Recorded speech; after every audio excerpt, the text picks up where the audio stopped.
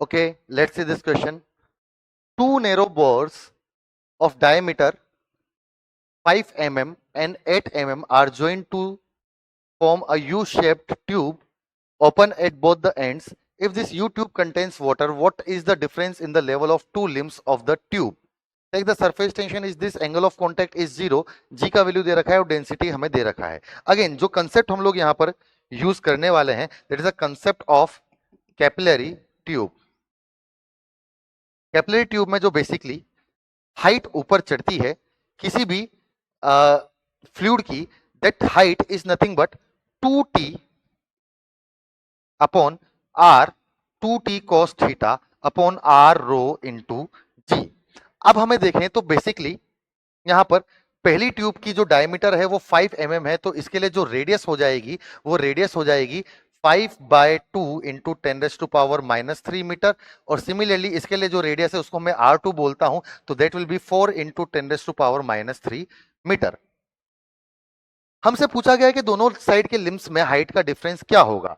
तो let's say h1 is the height in the first limb which is nothing but 2t cos 0 upon r1 rho into g. Similarly h2 will be nothing but 2t cos 0 upon r2 rho into g. अब हमसे basically this h2 minus h1 हमसे यहां पर simply पूछा है, हम लोग basically simply इसकी कैलकुलेशन कर लेते हैं. तो अगर हम लोग h1 माइनस h2 लिखें, h1 माइनस h2 लिखें तो 2t cos 0 बेसिकली 1 हो जाएगा.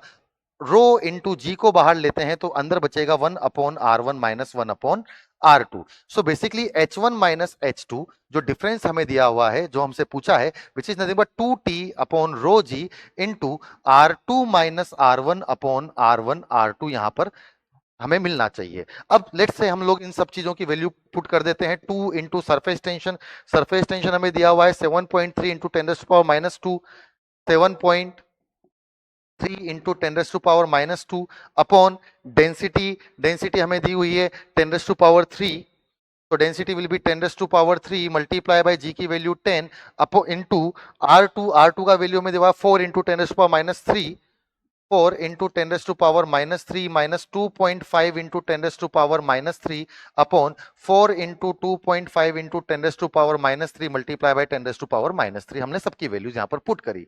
10⁻³ 10⁻³ 10⁻³ यहां पर सब जगह से कैंसिल आउट हो जाना चाहिए. नाउ अगेन दिस 10⁻³ और 10⁻³ यहां पर से कैंसिल आउट हो जाएगा.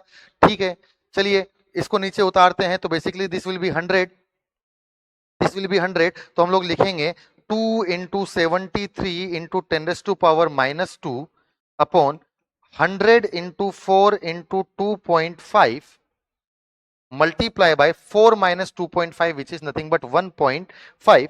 जब हम इस पूरी चीज को सोल्व करेंगे तो बेसिकली जो हमें h का वैल्यू आएगा, दैट वैल्यू ऑफ h जो हमें यहां पर फाइंड आउट, जो जो यहां पर हम लोग फाइंड आउट करेंगे, which will be 2.19 into 10⁻³ metre. तो हम इसको लिखेंगे 2.19 mm.